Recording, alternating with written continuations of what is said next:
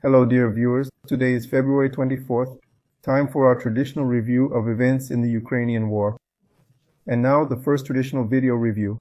We're picking it back up in Savdivka, where some serious fighting is happening right now, west of the city.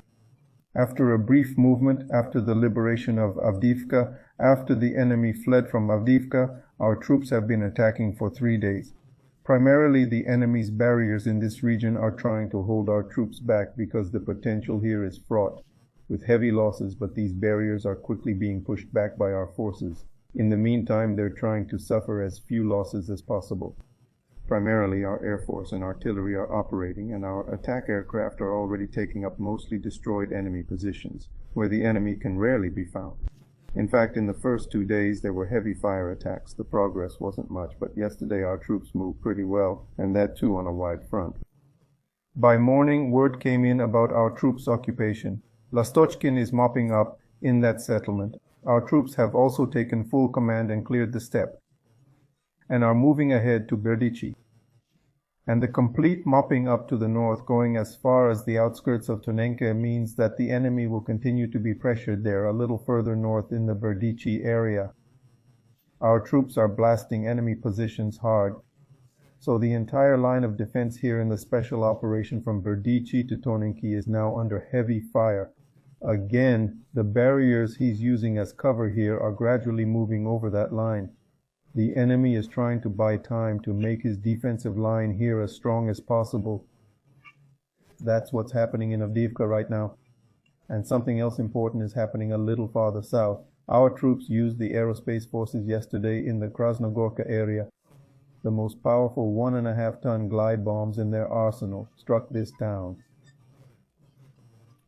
Clearly, our forces went on the offensive through Nevelskoye from the north, and through Mariinka and Georgievka from the south. We'll try to take the enemy group in a pincer movement, and of course there'll be assaults from the front. The goal here is much the same as in Avdiivka, to push the enemy as far from Donetsk as we can, so they can't hit us with their artillery. And here, the enemy's positions in the Nevelskoye area are very important. It's a key defensive point which our troops also fought over yesterday. We knocked the enemy from one position, and here the fierce battle continues. If we break the enemy resistance in this area, we can gradually move out, take it under fire control, and then start to reach the only supply route with a hard surface for Krasnogorsk, as the southern one has been cut off for a long time.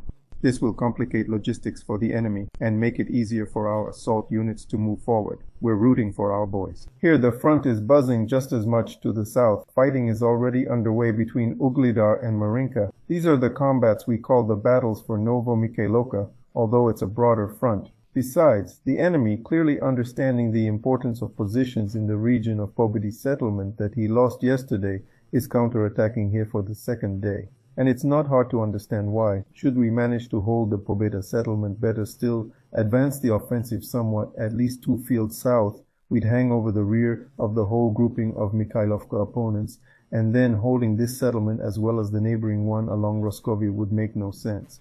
Hence the enemy's desperation and attempts to oust us from the settlement of victory with counterattacks. I reiterate, for the second consecutive day, by throwing a few villages in this direction, the enemy has been attempting to do so. For now, our guys are standing their ground, but needless to say, they can't advance under such pressure.